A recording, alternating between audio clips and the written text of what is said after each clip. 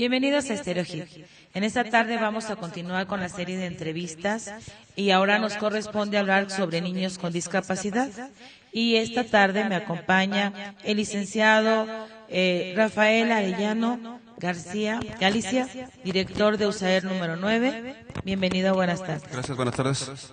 Y al licenciado en Educación Especial, Ignacio Gavino Coca Molina. Bienvenido, buenas tardes. Gracias, buenas tardes. Bueno, pues es un placer nuevamente estar con ustedes y vamos a empezar el tema preguntando ¿qué es la discapacidad? Bueno, de hecho, actualmente se está manifestando el término sobre una limitación específica de acuerdo a las habilidades que se tienen, sobre todo cuando tiene uno el poder de adaptación ante alguna situación, y en la cual definitivamente se han hecho pues muchos cambios, de los cuales se está tratando de que ya no sea tan peyorativo o tan ofensivo para las personas que presentan pues esta situación. Así es, bueno, ¿esto es lo mismo que hablar de barreras de aprendizaje? Bueno, digamos que la discapacidad ya pues se nace con ella, aunque en muchas ocasiones también se puede adquirir. Y una barrera precisamente se da conforme lo que se presenta un entorno, o sobre todo el medio social, familiar y también hasta escolar. Entonces eso se va dando conforme el tiempo pues se va pasando y el proceso de adaptación del alumno ante situaciones, pero es una condición diferente. Ok, bueno, entonces ya vimos qué es discapacidad y ahora vamos a ver cuántos tipos de discapacidad podemos manejar dentro de este entorno, dentro de una educación regular en el aula. Bueno, de hecho tenemos, pues ahora sí que de acuerdo a la actualidad se dice que se habla sobre discapacidad intelectual, tenemos la discapacidad auditiva, la discapacidad motriz y la discapacidad visual. Aparte de que también existen en esta clasificación trastornos generalizados del desarrollo, para hacer la clasificación, pero en este momento lo que nos compete a nosotros en este día, pues es hablar sobre lo que es la discapacidad. Muy bien, usted, profesor, ¿qué es lo que nos va a explicar en cuanto a esto? Bueno, el término discapacidad es muy amplio en su contexto.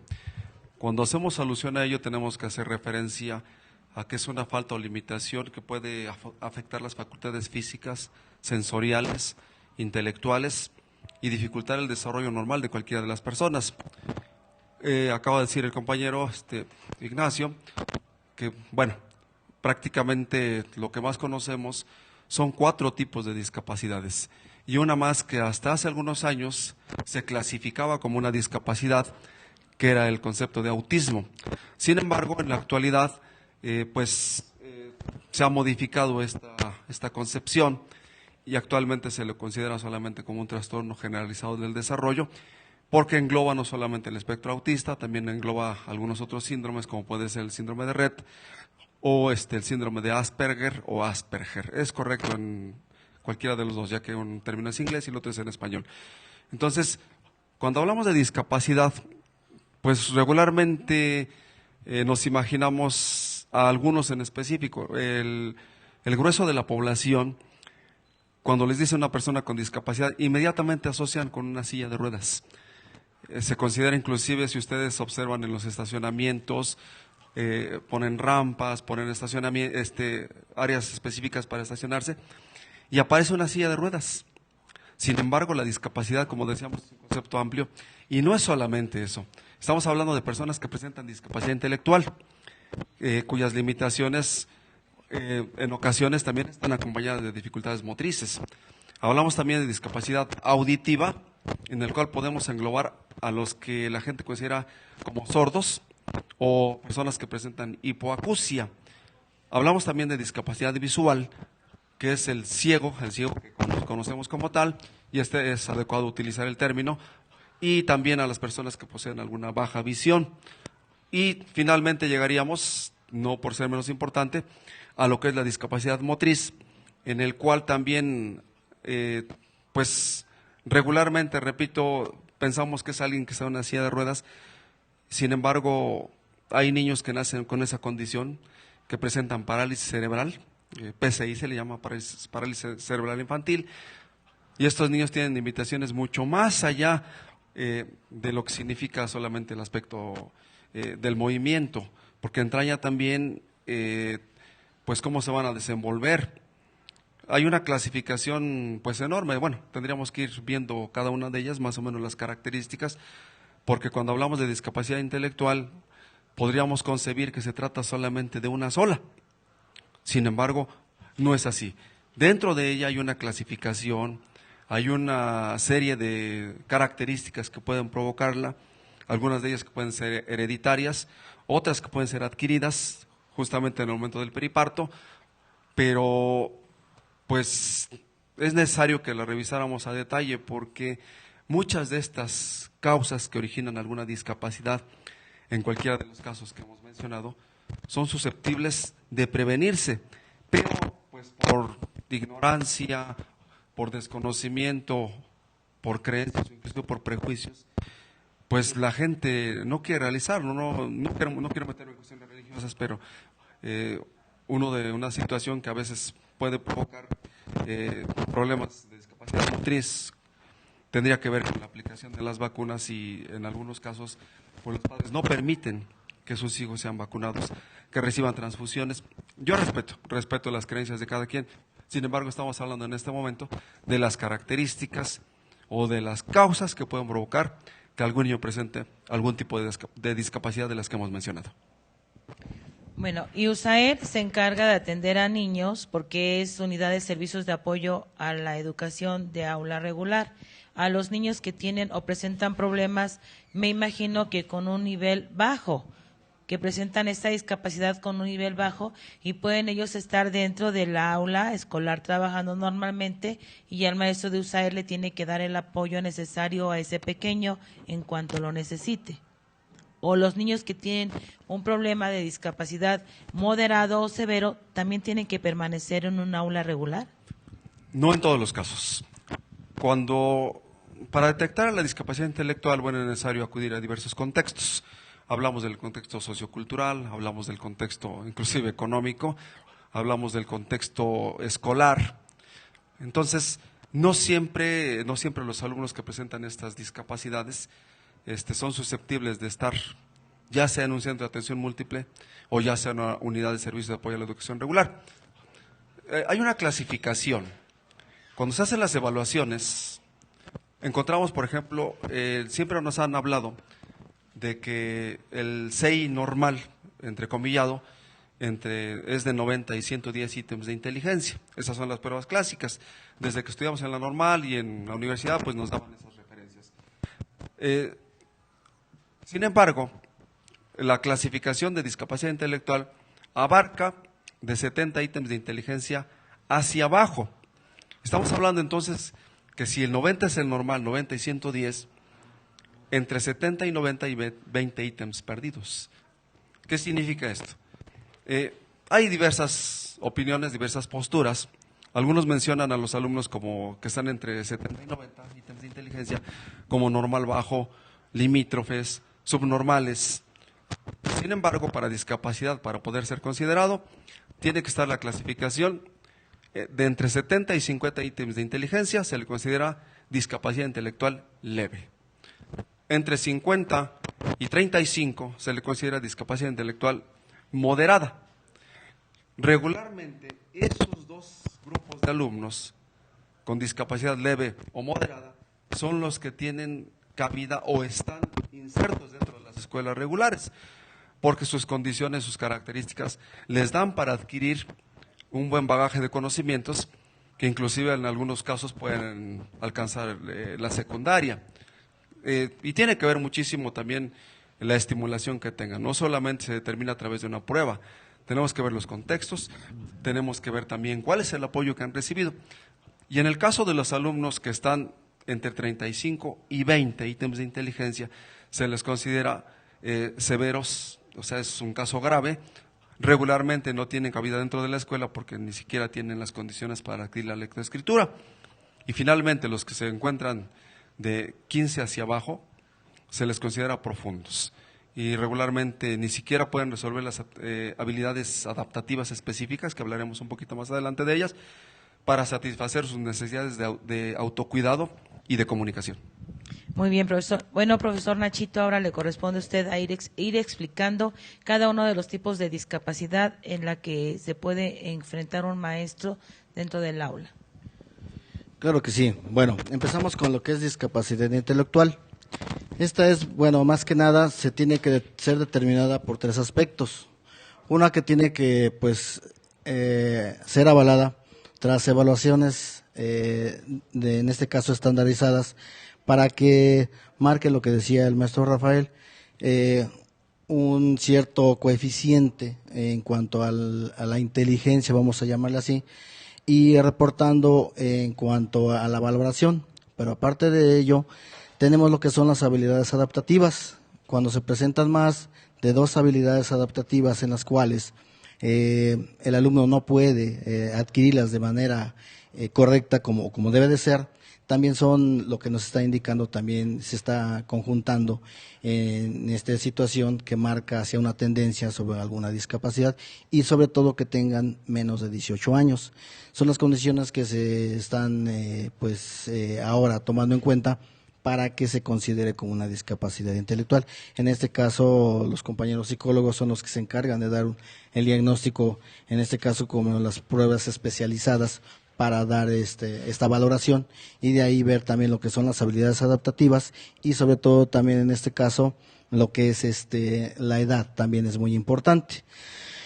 Para ello también depende mucho lo que mencionaba el maestro Rafa, que depende mucho el entorno, el contexto, sí, sobre todo desde lo económico, lo familiar, lo social, que es lo que va a permitir que el alumno se pueda desenvolver en lo que corresponde a una discapacidad y en este caso discapacidad intelectual.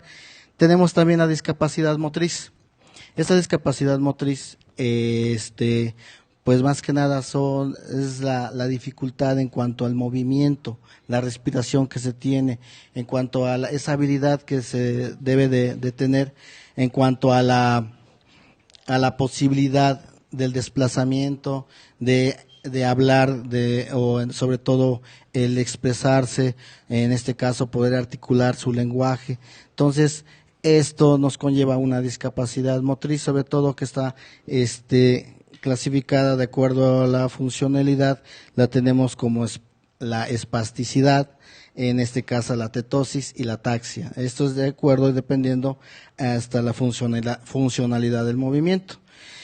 Para eso también en esa discapacidad motriz tenemos también, pues, ya dependiendo del área afectada o el área que esté repercutiendo, en este caso al organismo, tenemos, también se clasifica en lo que es desde una monoplegia, diplegia, triplegia, cuadriplegia y hasta una hemiplegia. Esto es de que en este caso se divide, en este caso lo que es la monoplegia, pues es de un órgano, en este caso hablamos de si es algún brazo o alguna pierna, ¿verdad?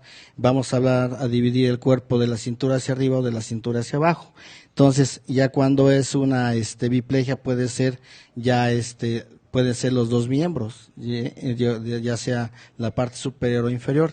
Triplegia, pues ya pueden ser los 3 miembros, cuadriplegia con 4 miembros y hemiplegia puede ser la mitad, la mitad del hemisferio, ya sea izquierdo o derecho.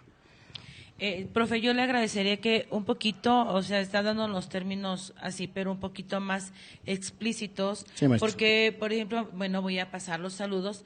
Vicky dice, buenas tardes, muy buen tema. Ana, se da casos por enfermedades. Patti Usaer, da mucho gusto a escucharlos. Y Ana Usaer, ¿dónde se encuentra? Y Sonia, me gusta el tema, porque no todas las personas que nos están viendo en este momento, pues son profesores o personas con preparación especial como usted, y yo escuchaba dentro de lo intelectual que hablaba sobre habilidades adaptativas. Un ejemplo de una habilidad adaptativa que el niño tiene que desarrollar de manera normal y que si vemos que no la hace, entonces ya nos está dando ahí como que una señal de que el niño puede presentar algún problema. Sí, maestra. De hecho, es lo que vamos ahorita, bueno, a explicar en cuanto a las discapacidades. Regresando ahorita a lo que es ya tocando lo que es habilidades adaptativas, es la capacidad que tenemos los seres humanos de desarrollar cierta habilidad para que nosotros podamos ir adquiriendo en el transcurso de nuestra vida y adaptándonos ante situaciones que se dan de la vida cotidiana.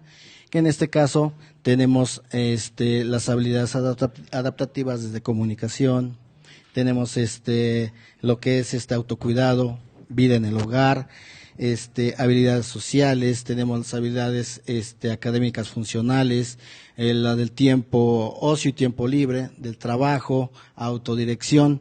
Entonces, ahorita de manera general vamos a dar un ejemplo de ello, y que en este caso son, digamos, esas capacidades que tenemos que hacer. De manera general quiero comentar que, por ejemplo, en el caso de comunicación, es la capacidad que se tiene, ¿verdad?, de tanto entender lo que se le comenta a uno, como el poderlo expresar. Así también el tener una hilación en cuanto a las ideas. En lo que también menciona parte de lo de que es comunicación, es también el hecho de también que se maneja lo que es el dinero, que sepan para qué es el dinero o qué significa con eso, qué se puede realizar con el dinero. Exactamente, entonces, y aparte de que tienen también en cuanto a lo que es lo comunicativo, les decía yo, el poderse expresar y también entender lo que se dice.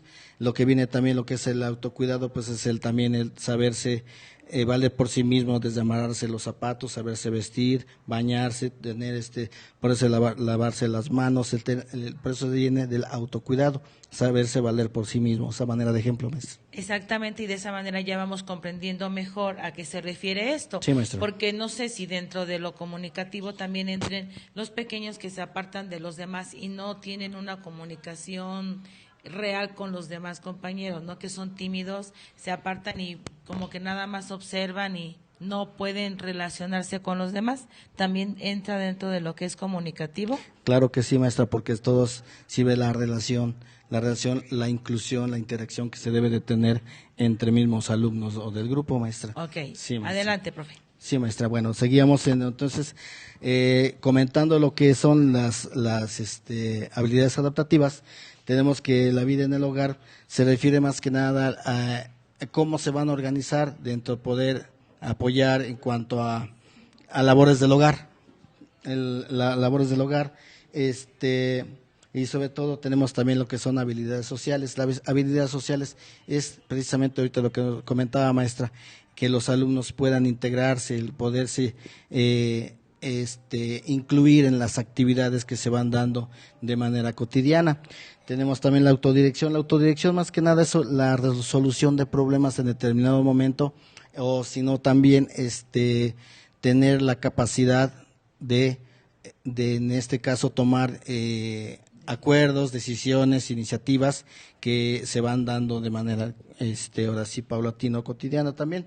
Salud y seguridad, más que nada, pues ese es lo importante, lo que es el beneficio, qué es lo que puede, por ejemplo, consumir, lo que no puede consumir, ya sea en la calle o en la casa, que no le vaya a afectar al cuerpo, ¿no? Entonces, son situaciones importantes que a lo mejor parecen sencillas, pero que son muy importantes porque son complementos de que se vaya tomando en cuenta en cuanto a la evolución o al desarrollo del niño, ¿no? Esto me recuerda la plática que tuvimos con la profesora Carmen, en donde ella nos manejaba el desarrollo de los niños, sí, y en donde lo tenemos que conocer. Pero pues lamentablemente no todas las personas conocemos el desarrollo normal que debe de seguir un niño. Y lo que para otros es extraordinario, pues puede estar dentro de lo normal, y para lo que otras personas es lo normal, puede estar ya fuera de lo normal, ¿no? Si veo que a mi hijo le cuesta mucho trabajo amarrarse las agujetas, si veo que le hacen algo y él se queda callado porque no es capaz ni defenderse ni interactuar con sus demás compañeros, es porque estoy ya viendo ahí una alerta de que mi hijo o de que mi alumno pues puede presentar algún problema. ¿Voy bien? Sí, maestra. Ok, bueno, ahora usted. Sí, Perdón, maestra. Lo que continuamos con lo que respecta a la intelectual, ¿ya están dados los ejemplos? Sí, ¿O maestra. falta alguno?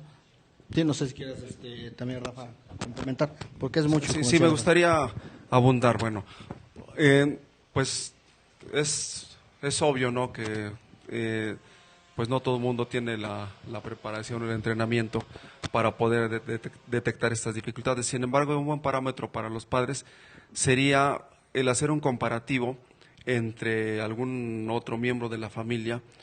Recordemos, por ejemplo, en el caso de lo que es la comunicación, ¿a qué edad, en términos, pues diríamos normales, un niño fue capaz de articular sus primeras palabras?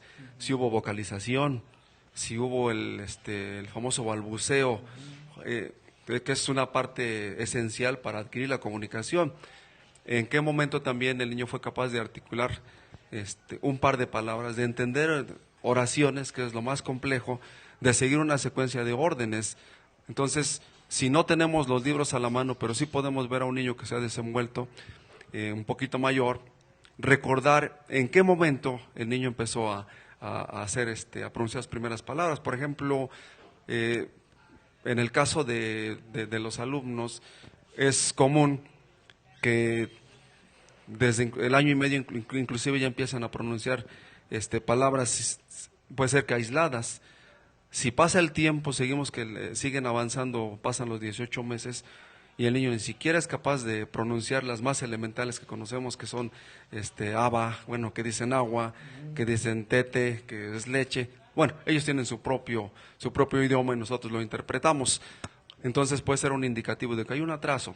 No significa que ya haya una dificultad, porque en ocasiones puede ser que el contexto familiar lo tenga sobreprotegido y entonces le acercan todo y el niño no tiene la necesidad de pedir nada, porque están al pendiente las familias, le acercan absolutamente todo, hasta lo que no quiere le dan. No quiere el niño dulce, ten un dulce, ¿no? O en el caso, por ejemplo, de la marcha, la adquisición del poder caminar, bueno, pues sabemos que a los 6 meses de manera aproximada, un niño en condiciones normales tiene que sentarse solo, sostener tronco, sin necesidad de que le pongan almohaditas. Si no lo hace a esa edad, a los 6 meses, pues podemos pensar que su tono muscular pues puede estar demasiado hipotónico, ese es el término, flojito, suavecito, como ustedes quieran llamarlo, y entonces eso no le permite adquirir la fortaleza en los músculos para poder emprender los primeros pasos. Aproximadamente también en condiciones normales, a los 6 meses, perdón, a los 18 meses, año y medio, un niño debe ya caminar de manera autónoma. Y si no lo hace, pues también tenemos que pensar que algo está ocurriendo. Yo recuerdo hace mucho tiempo, en la época en que yo me crié, algunos de ustedes todavía ni nacían, que decían que un niño no quería caminar porque era flojo, y lo sentaban en la arena y lo cubrían, estaba el sol y lo cubrían de arenita, le cubrían las piernitas y decían que con eso se iban a calentar las piernas y empezaba a caminar. Parece de risa, pero es cierto. El problema es que recordemos que el gran nutridor de calcio es el sol, y que precisamente ese calor, esos rayos solares son los que daban la fortaleza para que los huesos adquirieran el calcio necesario y poco a poco empezaban a caminar. Hay muchas cosas de la época de nuestras abuelitas que hemos desechado, pero bien dice el dicho, ¿no?, que más sabe el diablo por viejo que por diablo. Así es, y también ha ocurrido que, por ejemplo, niños que ya tienen 3 años y no mencionan ninguna palabra, y de repente en 2 o 3 meses, pero ya tienen un lenguaje muy fluido. Son pues características especiales, no sé, que presenten el contexto en donde ellos están desenvolviendo, y pues es lo que va marcando, no sé, porque yo sí, un ejemplo claro de un pequeñito que conozco que 3 años y nada, apenas una que otra palabra aislada y decíamos, va a ser mudo. Y de repente en un mes ya empezó como perico. Hasta los llevaban, ¿no?, al sagrario para que les pusieran la llave del Santísimo y decían, es que ahora sí ya va a hablar. La llave de San Pedro pero es que es muy curioso, no sé si ya en ese momento el niño obtuvo el desarrollo necesario para ya articular, pero ya no palabras, ya oraciones, y mamá mira esto, y se queda uno, oye, pero si hace un mes una que otra palabra mencionaba y ahorita parece periquito, hasta que el niño llega a la madurez que tiene que llegar para que pueda realizar esas actividades. A partir de su necesidad, porque mientras, como decía el maestro Rafa, pues mientras le dan todo, pues está bien, ¿no? Porque ni se esfuerza.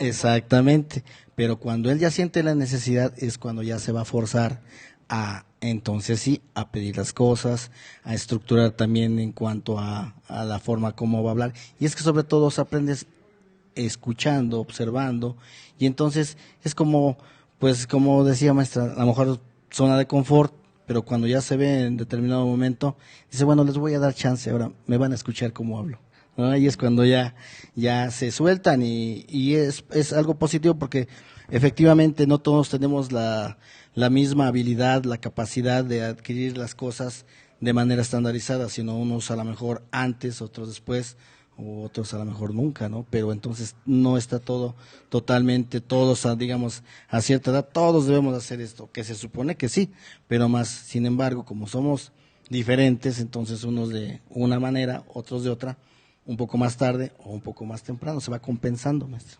Así es, bueno, muy bien. Vamos a continuar con lo que estaba usted mencionando sobre la discapacidad motriz. Sí, maestra. En este caso, comentando sobre lo de que es discapacidad motriz, cabe señalarse que también puede llegarse a adquirir en determinado momento, porque se puede hacer la diferencia de lo que es la discapacidad motriz, sobre todo a una parálisis cerebral, porque la parálisis cerebral definitivamente pues ya hay en cuanto a antecedentes, los que son prenatales, perinatales y postnatales. Y en este caso ya cuando se le puede dar una discapacidad motriz es en cuanto ya después de haber nacido se puede adquirir a través ya sea de algunas enfermedades, por ejemplo algunas temperaturas fuertes, algunos traumatismos cráneoencefálicos que pues en este caso repercuten para la movilidad de las personas, maestro. Aquí estamos dando respuesta a la pregunta de Ana, que si se podían dar casos por enfermedades. Así es, y así efectivamente. es. Ok.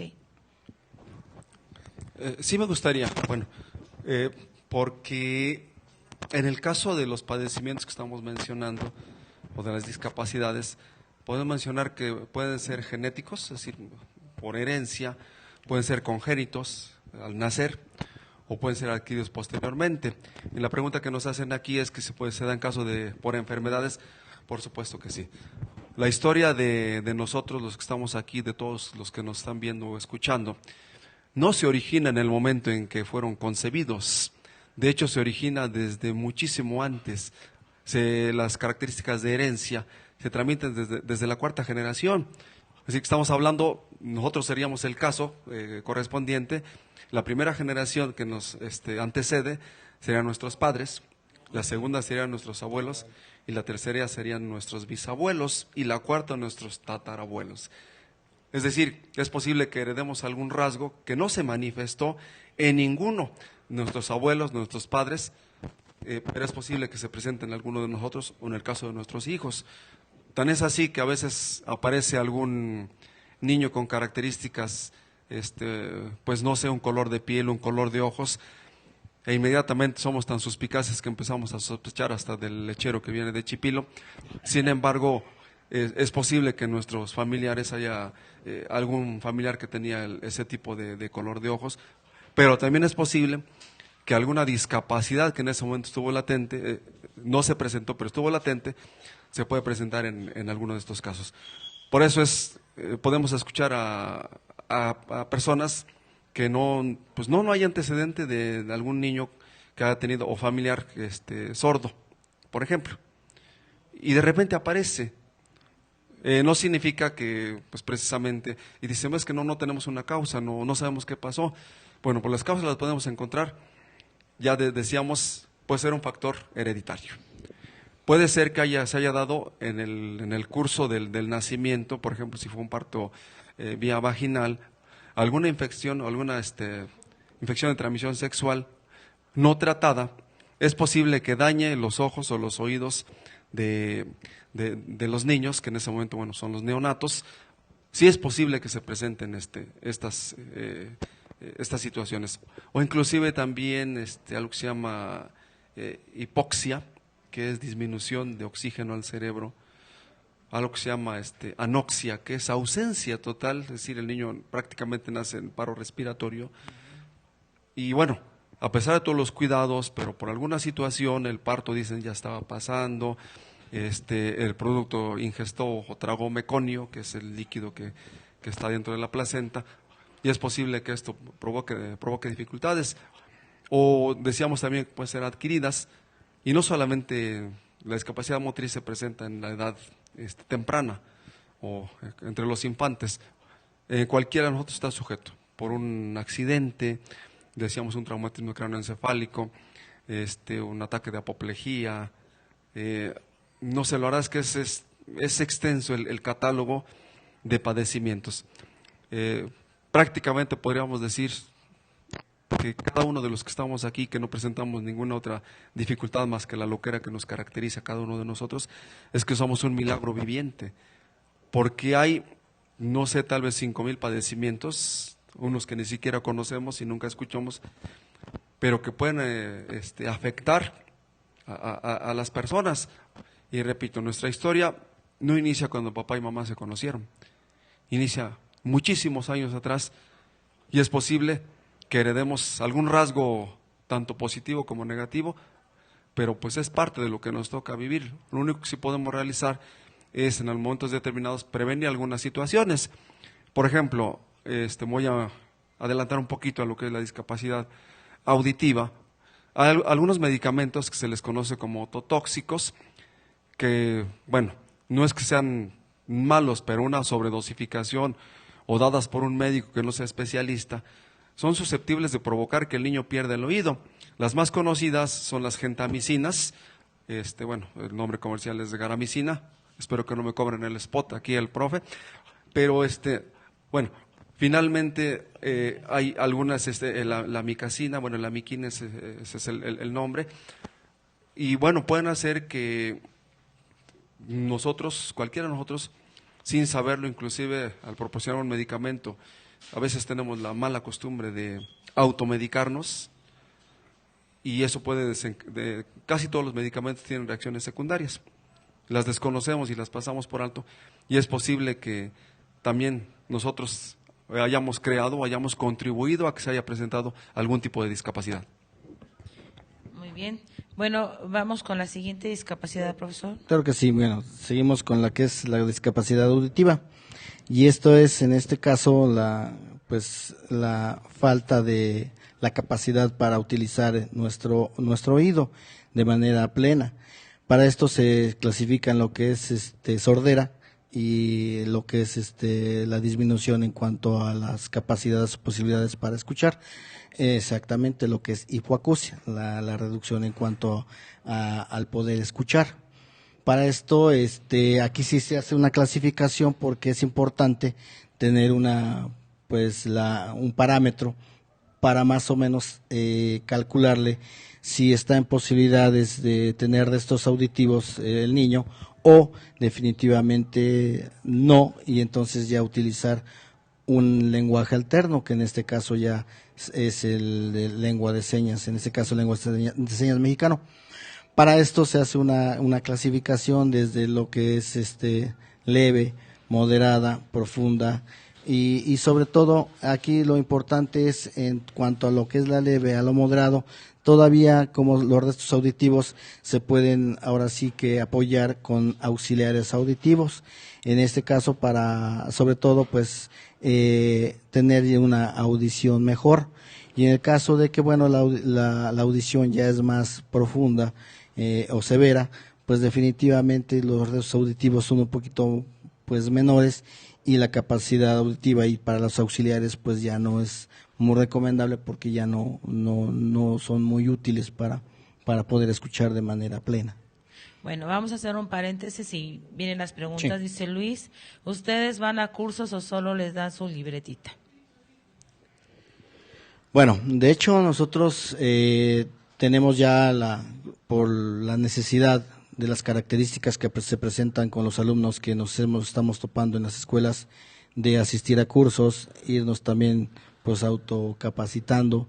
Tenemos sobre todo en este caso de la indicación de que nosotros seamos autodidactas también y que nos vayamos preparando para sobre todo dar respuesta cuando el caso se presente en la institución, para pues tener también respuestas a lo que pues podamos apoyar. Teresa pregunta, dice, ¿cuántos alumnos tiene cada uno de ustedes en las escuelas? Bueno, más o menos está manejando un promedio en cuanto a tanto necesidades educativas especiales como con alguna discapacidad, un promedio arriba de 12, 13, 14 alumnos por escuela, O sea, promedio. Es lo que quiere decir que solamente de 13 a 14 alumnos son atendidos en escuelas. De hecho, de manera, digamos, sistemática. Esto es de que a los alumnos que presentan una mayor problemática son los que se les va a dar, en este caso, una atención más individualizada, pero en el sentido de que es ya lo colaborativo con el maestro de aula regular, pero ahora se está atendiendo ya también a nivel grupal, porque ya se está dando esa vinculación entre maestro de aula regular, el maestro de apoyo, para que sean atendidos ya dentro del aula los alumnos e incidir en algunas actividades que se den con el alumno, que en este caso ha sido reportado al servicio de USAER, también se puede incidir con los demás alumnos del mismo grupo. Ok, entonces, si la escuela tiene 200 alumnos, solo con 13 o 14, si es que lo requieren, y si hay más alumnos que lo necesiten, También. ¿hasta cuántos alumnos pueden atender ustedes en una escuela? De hecho, no tenemos un límite, no hay límite en cuanto a lo máximo. Mínimo, pues más o menos es lo que se está con... Sí, 12. Mínimo 12. 12, y de pero ahí... máximo no hay. No hay un máximo, pues no. O no sea, hay. es de acuerdo a las necesidades de Así cada es, escuela. así es, maestra. Muy bien. Y luego Liz dice, bonito tema, ¿lo llevan a cabo en las instituciones? No en todas las escuelas en las que tenemos presencia. Al final vamos a mencionar en dónde se encuentra el nombre de los docentes y en dónde se les localiza, en qué escuelas, puesto que no en todas existen la misma cantidad o la misma tipo de casos. Hay lugares en donde, por ejemplo, la discapacidad intelectual es la que más frecuentemente se presenta y obviamente es en donde hay más trabajo. No sé, realmente hay lugares, hay comunidades en donde por alguna razón se acumulan este tipo de casos. No sé si porque la escuela presenta apertura para ello o si el contexto sociocultural así lo determina. Por ejemplo, en el caso de aquí, en la escuela que tenemos de la licenciada Benito Juárez, pues sí encontramos casos de niños con discapacidad auditiva. Bueno, no puedo decir los nombres obviamente, pero sí estamos atendiendo casos de niños con discapacidad auditiva, tenemos casos de niños con trastorno de Asperger y tenemos casos de discapacidad intelectual. La misma situación se presenta en la escuela Benito Juárez de San Lucas Atoyatenco y en la del Verde, Himno Nacional se llama la escuela, donde aparte de discapacidad intelectual también tenemos niños con discapacidad visual o problemas de baja visión. Situación similar en San Simón Atzitzintla, en donde también hay un buen número de niños tanto de problemas visuales, o sea, trastornos auditivos, trastornos visuales, de discapacidad intelectual, aparte de necesidades educativas especiales y niños con barreras para el aprendizaje, de tal suerte que la población pues se incrementa y de alguna manera tenemos que dar una respuesta. Decía Ignacio, sistematizados, bueno, pues tenemos como mínimo 12. Sin embargo, si las necesidades lo exigen, pues tenemos que buscar alguna estrategia, porque sí es complicado también para los docentes de grupo regular, que son los que tienen a los casos inscritos. Nosotros somos un servicio de apoyo, para que ellos puedan apoyar a sus alumnos en la planeación didáctica y no solamente se les estandarice. Entonces, varía. Es posible que en algunas escuelas, por ejemplo, en la Domingo Arenas del Moral, tengamos solamente casos de discapacidad intelectual y no aparezca en ninguna otra. Pero tenemos otras, en cambio, en las que sí el número la variabilidad o la cantidad de discapacidades que se presentan es más amplia que en otra. Bueno, aquí también reciben felicitaciones, dice Sonia, me gusta el programa, el tema. Paco, maestro, los felicito ahora a llevar a cabo sus labores. Liz, felicidades, buen programa, da gusto saber que hay maestros responsables. Soledad dice, ¿cada cuánto asisten a sus clases con alumnos? ¿Es por día o por semana? De hecho, bueno, gracias por las felicitaciones. De hecho, los alumnos están de manera permanente en la escuela, Entonces ya a través se asigna un cronograma, un rol, en el cual el maestro de apoyo con el maestro de grupo van ahora sí tomando acuerdos para las sesiones que van a estar de acompañamiento y que van a estar trabajando en colaborativo, pero eso ya es de acuerdo a la organización que tengan en cada escuela y el número de alumnos con los que se cuenten. Ajá, pero por lo menos 1 o 2 veces Sí, a la semana. dependiendo, y también las características, cuando el caso lo amerite, pues a lo mejor se pueden hacer hasta exactamente más sesiones, pero cuando por lo regular sí son 2 o 3 sesiones por semana. 2 o 3 Sí, sesiones por con semana. el acompañamiento con el maestro de apoyo. Ahora dice Ana, ¿quiénes son los maestros de la escuela de San Martín Texmelucan? Pues O es sea, la bueno, pregunta de creo los que un poquito 64,000 más pesos. adelante van a comentar, de una vez van a comentar las escuelas y los maestros. Bueno, Sí, bueno, una de las preguntas, la pregunta anterior, bueno, decía, pues, cada qué tiempo se dan las sesiones. Quiero hacer el recordatorio, ya lo hemos mencionado en programas anteriores, que finalmente el que continúa como responsable de la atención a través de las adecuaciones curriculares es el maestro de grupo regular, de preescolar, de primaria o secundaria. Nosotros un servicio de apoyo en el cual también trabajamos con los propios docentes, proporcionando orientaciones, sugerencias de actividades y también con los padres, porque si un trabajo no se refuerza, lo que se ve en el aula, pues regularmente se olvida.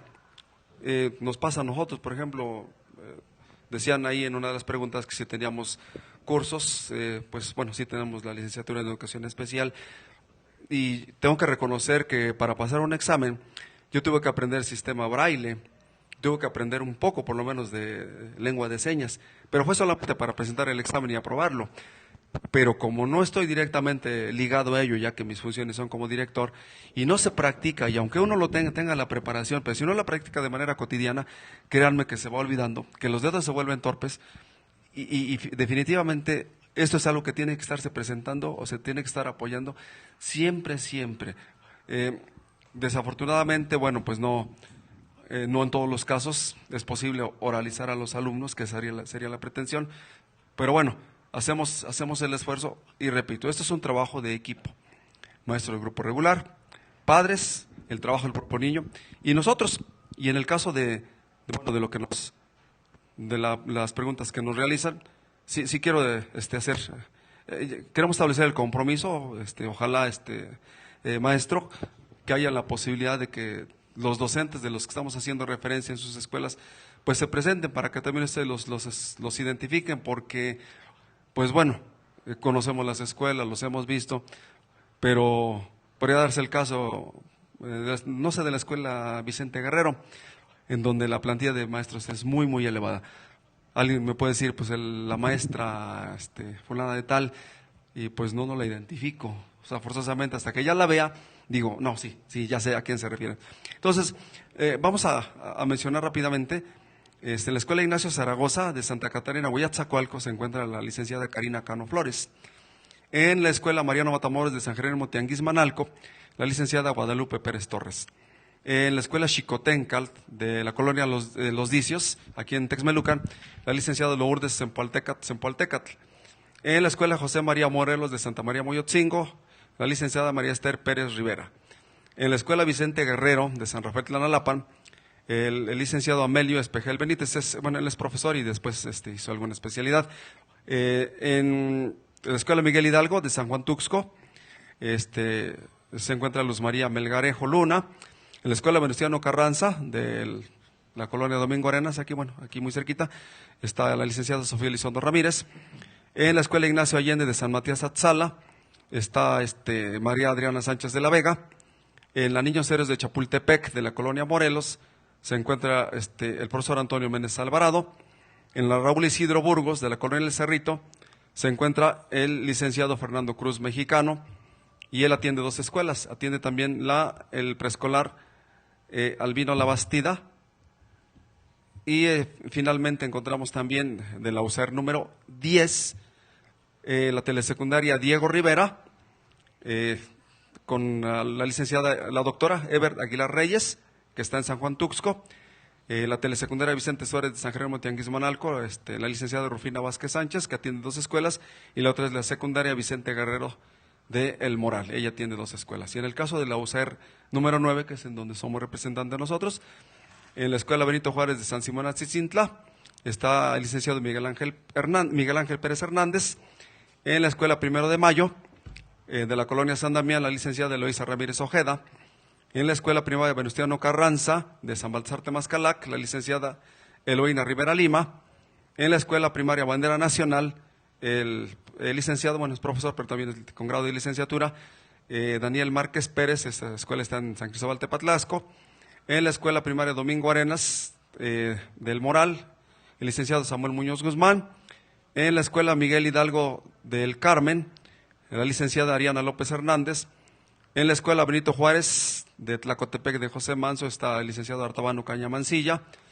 En la escuela primaria Miguel Hidalgo de San Gregorio Astotoacan está el profesor Daniel Zambrano Lima. En la colonia Carrillo Puerto, en la escuela Cuauhtémoc, la licenciada Perla Celina García Alonso. En la escuela Vicente Guerrero, que es en donde, bueno, ahí tenemos la fortuna de conocernos, maestra, está la licenciada Yasmín Zamora Castillo.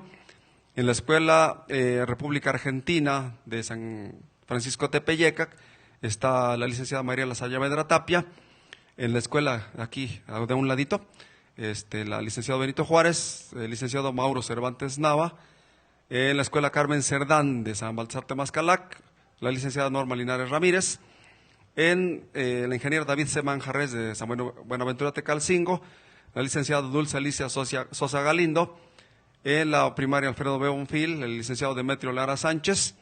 En la escuela Mariano Matamoros de Analco no tenemos en este momento docente porque la maestra se jubiló y esperamos que nos den ya la cobertura. Y en la escuela Himno Nacional de El Verde y la escuela Benito Juárez de San Lucas Atoyatenco está la licenciada Karina Fernández Vicuña. Y bueno, la otra alternativa, que también es una alternativa de atención, es el Centro de Atención Múltiple, que ustedes ya conocen y que ubican, y cuya directora es la licenciada Erika Sahara Ávila Padilla. Es en donde nos estamos, donde nos localizan. Y bueno, esperamos, repito, que haya la oportunidad de que vengan para que ustedes los visualicen, los conozcan y digan, ese es, lo he visto, lo he saludado, pero no sabía que era el de educación especial porque pues no he tenido la necesidad de trabajar con él, porque mis niños, pues afortunadamente, podríamos decirlo así, pues no han presentado dificultades, porque tenemos que recordar que nuestro trabajo se centra solamente en niños que presentan dificultades o en niños que presentan aptitudes sobresalientes, como lo vimos en un programa anterior. Así es. Bueno, profesor Nachito, le cedo la palabra para que continúe con otra de las discapacidades. Sí, maestra. Bueno, tenemos ahora lo que es la discapacidad visual, que en este caso pues es la capacidad de tener sobre todo la visión en cuanto a los espectros de luz. Cuando no se tienen, cuando hay una disminución o solamente se ven sombras, es cuando ya se ve afectado lo que es nuestra vista, y para eso tenemos la clasificación en cuanto a lo que es ceguera y lo que es baja visión.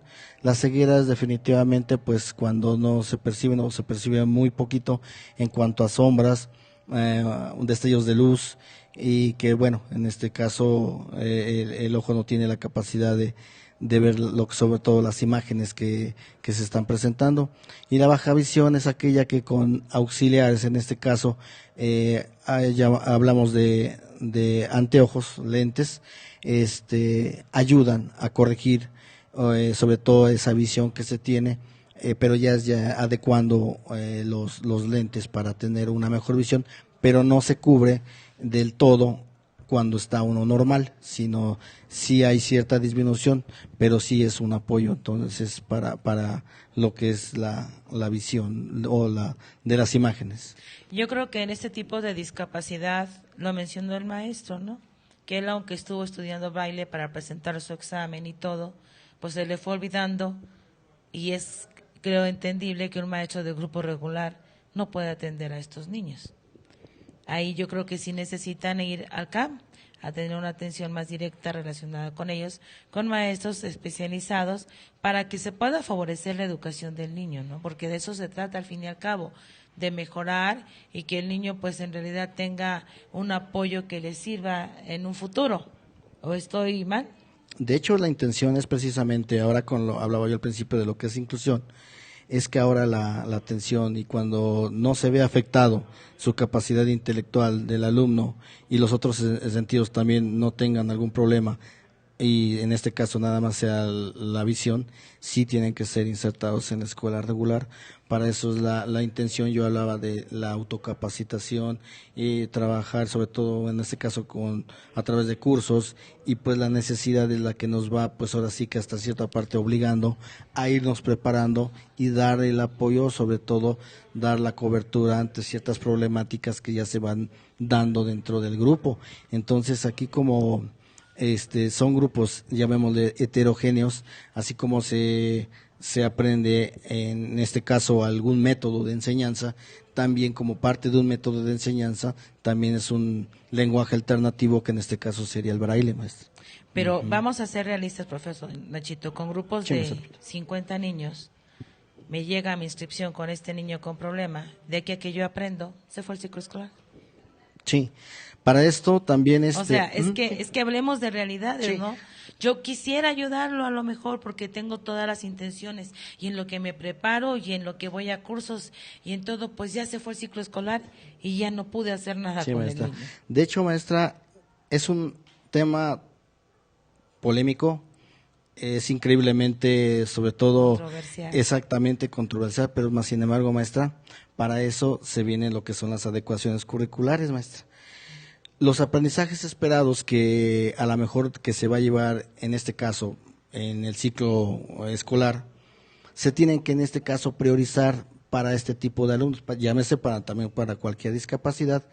A lo mejor no se van a llevar tal cual o para en este caso lo que se lleva en todo el grupo, a lo mejor para algunos alumnos no se van a llevar todos los aprendizajes esperados. Se tienen que priorizar, se tienen que analizar, se tienen que revisar, se tienen que modificar en determinado momento para que el alumno pueda acceder sobre todo a la currícula básica. Entonces acá sí se ve uno en la necesidad de hacer este tipo de adecuaciones curriculares, maestro.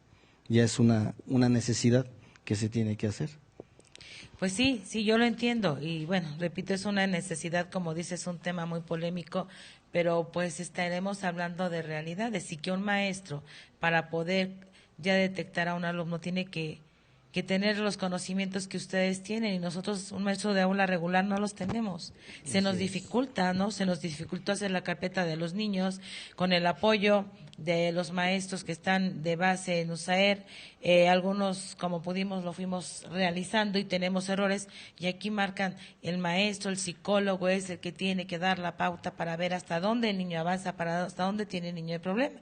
Y bueno, pues vamos a tratar de hacer nuestro trabajo lo mejor posible. Sí, Marcelo Pita. Continúe, profesor. Sí, Marcelo, de hecho es lo que ahora lo que pues para bien o para mal o de manera positiva o negativa, desafortunada o afortunadamente ahora con las famosas normas de acreditación que ahora nos están otorgando, sobre todo en estos tiempos, ahora ya se ve uno en la necesidad y es lo que marca que pues se tenga o no el servicio. Usted hablaba así exactamente, maestra Lupita, de llevar a cabo esas carpetas de todo lo que se vaya haciendo dentro del trabajo del ciclo escolar, esas carpetas para, como ahora ya está todo articulado, entonces desde un nivel hacia el otro se vaya pasando esas carpetas, pero en cuanto a lo que se ha estado trabajando. Entonces, como usted dijo, pues yo creo que cada quien pues vamos a tener que hacer lo que nos corresponde.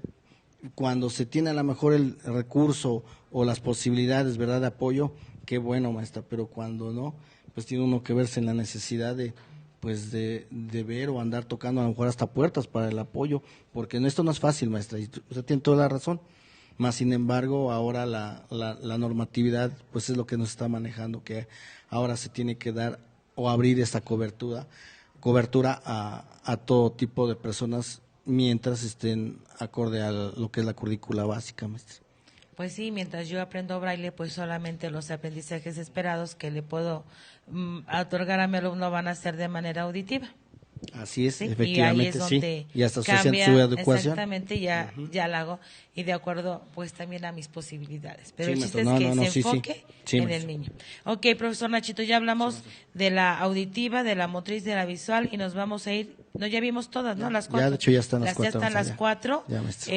discapacidades que se manejan dentro de este sistema y dentro de todos los sistemas.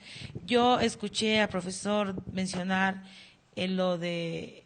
Trastornos del desarrollo. Ajá, pero dijo otra que le dio Asperger. Asperger. Ajá, Asperger. Ajá. ¿A qué se refiere eso? Sí.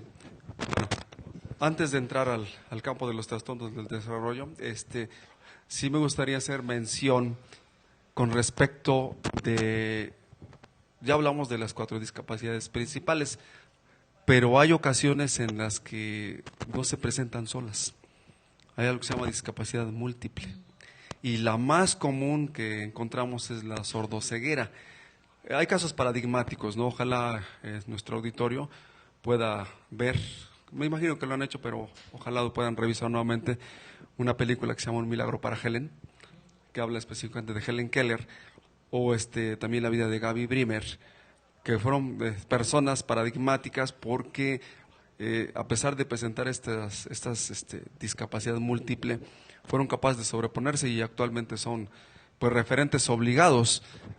Entonces, cuando un alumno, en educación especial aparecen las USAER, pero también existe el CAM, que es otro de los servicios. Y bueno, el trabajo de la zona 10 no es solamente la USAER 9 y la 10, también tenemos que hablar de CAM, y en su caso, pues también aparece la atención sobre todo de niños que presentan discapacidad intelectual. Pues puede haber leves, si es posible que estén, pero regularmente se centran más en lo que sean los moderados y los severos, es en donde más tiene la población. Sin embargo, los resultados son sorprendentes. Supongo que ustedes han tenido noticias en otros años acerca de los logros que realiza el Centro de Atención Múltiple, no solamente a nivel local, ya no digamos estatal, sino a nivel nacional, inclusive internacional, con las Olimpiadas Especiales, que los alumnos han tenido por lo regular el primero o el segundo lugar, los del Centro de Atención Múltiple del Moral. Actualmente, por ejemplo, en lo que son los talleres, que es otra alternativa de atención, en lo último, en lo que son alimentos y bebidas, no es un orgullo que me corresponda, la maestra Erika vino en la sesión anterior, pero sí podemos decirlo de manera orgullosa para todo lo que es, no educación especial, sino para todo lo que es la región, que nuestros muchachos en 2 años se van a certificar por parte de ICATEP también en alimentos y bebidas. Ese es el primer paso. Eso significa que ya no es solamente el apoyo de los maestros del CAM, sino que hay otras instituciones que también están participando y los resultados están a la vista. Pues definitivamente la atención, vamos avanzando porque nos lo exige, el mundo nos exige. La educación inclusiva quiere formar escuelas inclusivas y las escuelas inclusivas tienen que dar cabida a toda la diversidad de los alumnos, independientemente de sus características. Exactamente, profesor, y la profesora Erika mencionaba que los alumnos que están en escuelas regulares son los que presentaban una discapacidad leve. Cuando ya se trataba de una discapacidad moderada o ya una discapacidad más fuerte, entonces tenían que ir al CAM para que ellos aprendieran a sobrevivir, a desarrollar habilidades que les hicieran fácil su vida en un futuro, ¿no? Que dependieran de ellos y no de ellos, que ellos dependieran de los demás. Exactamente, estamos totalmente de acuerdo y las felicitaciones las dimos acá y yo le decía a la maestra Erika, es que esto hay que darlo a conocer, porque yo nunca he visto que haya un póster en donde diga los alumnos del CAM van a participar en tal evento, en las Olimpiadas, o los resultados de los alumnos, así como las mantas grandes que sacan ahorita de los políticos, así deberían de poner de las del CAM, porque es un logro extraordinario, un trabajo en equipo, padres de familia, maestros y pues las demás personas que se quieren incluir dentro de ese gran logro, eso vale la pena resaltar. Y por eso le digo, de acuerdo a las posibilidades, si usted habla de inclusión, perfecto, estamos de acuerdo, en la inclusión tiene que ser para todos, pero entendamos las capacidades y lo que representa cada niño. Sí, son pequeños pasos vamos a ir avanzando hacia ello. Una de nuestras peticiones hacia nuestras autoridades educativas es que doten de especialistas. Bueno, tenemos la preparación, por ejemplo, Ignacio pues hace las funciones de maestro de comunicación. Tenemos la preparación similar, igual somos egresados de la misma universidad. Sin embargo, pues hemos tenido que autocapacitarnos en ello porque así lo demanda la atención que tenemos que proporcionar. También hay que decirlo, porque pues, puede pasar por la mente de algunos de ustedes, algunos de mis compañeros docentes de especial pues también no parecen mostrar mucho interés realmente en sacar el trabajo como corresponde. Sin embargo, como autoridades pues tenemos que vigilar porque realmente esto se realice. Y bueno, no es fácil, el trabajo con material humano es muy complicado, los seres humanos somos muy complicados, entonces pues hacemos los esfuerzos, pero desafortunadamente hasta que no nos toca vivir una situación, estar en los zapatos es cuando realmente sentimos la necesidad de lo que podíamos haber realizado. Entonces, pues nosotros como personas, es muy difícil en ocasiones sensibilizarnos acerca de las necesidades. A estas alturas todavía es posible encontrar a personas con prejuicios que no quieren que sus niños se junten con el niño que es sordo, porque te va a enseñar al ratito vas a empezar a hablar con señas, como si lo realizara. Bueno, como si tú también tuvieras esa dificultad. Y no es malo aprender esto. Por ejemplo, les vamos a pasar un tip. Ahorita tal vez algunos maestros nos escuchen. Ahorita aquí vienen los exámenes y es un mal consejo, pero para que copien. Por ejemplo, en lengua de señas, esta señal significa A. Esta es B. C. D. Si ya tenemos ahí las 4 posibles respuestas, ya nada más escojan la que. Ya cuando vean de repente ahí de refilón, ¿cuál es? Ok, es la B. Bueno, con respecto de lo que comentábamos acerca de los trastornos del desarrollo, que repito, anteriormente se englobaban como discapacidad, todavía hace un par de años así se les consideraba. En el caso de autismo, el autismo clásico se caracteriza por dificultades en la comunicación y en las habilidades sociales para relacionarse de los niños que presenten esta dificultad. Digo niños porque, bueno, estamos hablando de niños en este momento, pero pueden presentarse, podemos encontrar en la edad adulta que existen. Sin embargo, la manifestación obviamente tiene que ser desde la más temprana infancia, aproximadamente a los 3 años. La característica esencial del autismo son dificultades de relación, de socialización, y lo que más sobresale, por ejemplo, es que no son capaces de mantener contacto visual. Y ahí hacemos referencia a lo que me decía, decía al principio, de que algunos de estos niños pues simplemente no parecen interesarse por lo que ocurre, se aíslan. Tendríamos que hacer obviamente un análisis detallado de los síntomas y las características para poder determinarlo, no es así a simple vista, ¿no? Pero una característica esencial de los niños que presentan algún trastorno del desarrollo es el aislamiento.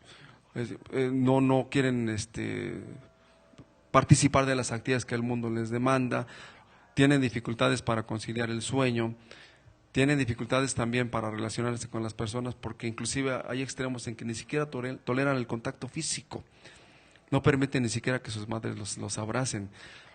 Bueno, se los digo con conocimiento de causa, tengo una hija, mi hija única, diagnosticada con autismo, y realmente pues hemos vivido lo indecible.